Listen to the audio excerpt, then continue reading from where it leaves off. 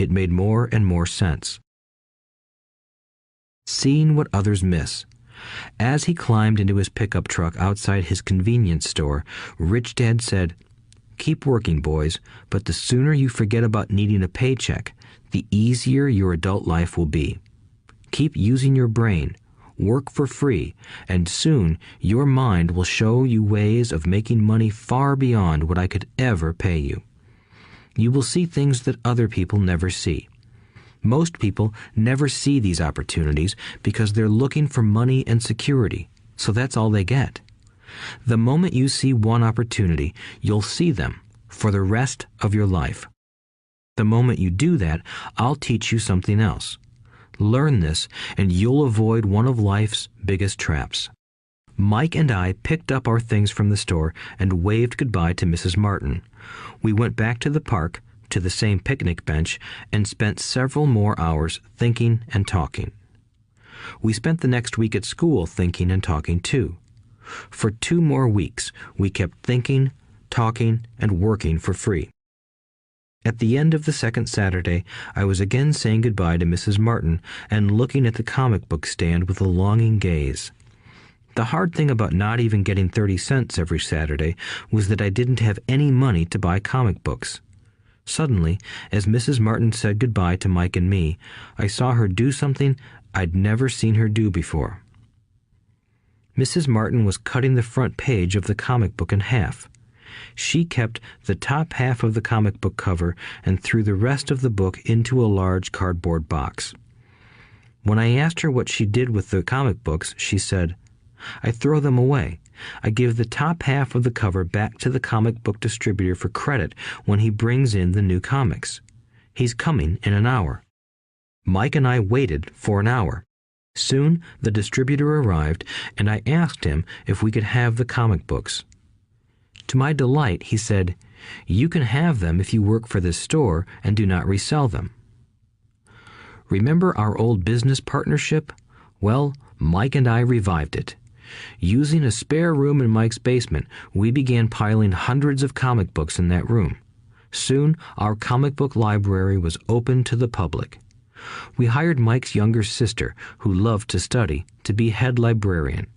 She charged each child 10 cents admission to the library, which was open from 2:30 p.m. to 4:30 p.m. every day after school. The customers, the children of the neighborhood, could read as many comics as they wanted in 2 hours.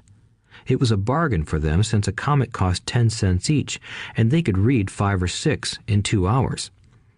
Mike's sister would check the kids as they left to make sure they weren't borrowing any comic books. She also kept the books, logging in how many kids showed up each day, who they were, and any comments they might have. Mike and I averaged $9.50 per week over a 3-month period. We paid his sister $1 a week and allowed her to read the comics for free, which she rarely did since she was always studying. Mike and I kept our agreement by working in the store every Saturday and collecting all the comic books from the different stores. We kept our agreement to the distributor by not selling any comic books. We burned them once they got too tattered. We tried opening a branch office, but we could never quite find someone as trustworthy and dedicated as Mike's sister. At an early age, we found out how hard it was to find good staff. 3 months after the library first opened, a fight broke out in the room.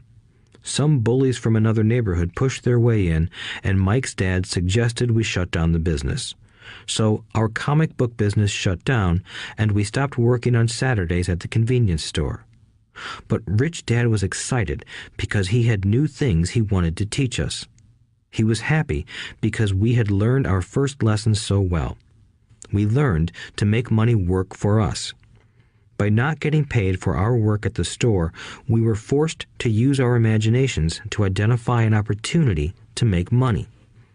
By starting our own business, the comic book library, we were in control of our own finances, not dependent on an employer.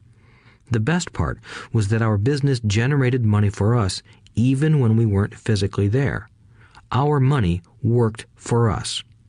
Instead of paying us money, Rich Dad had given us so much more.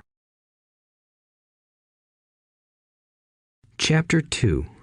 Lesson 2. Why teach financial literacy? It's not how much money you make, it's how much money you keep. In 1990,